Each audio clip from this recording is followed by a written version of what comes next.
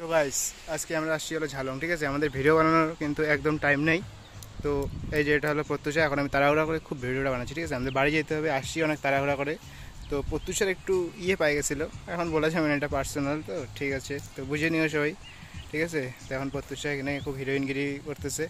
তো আমরা ভাবছি আজকে ভিডিও বানাবো, কিন্তু ভিডিও বানানোর একদম টাইম পাওয়া যায় নাই। তার কারণ হচ্ছে প্রত্যুষা অনেক তাড়াহুড়া করে আসছে, আমি অনেক তাড়াহুড়া করে আসছি। প্রত্যুষা কিছু বলবি?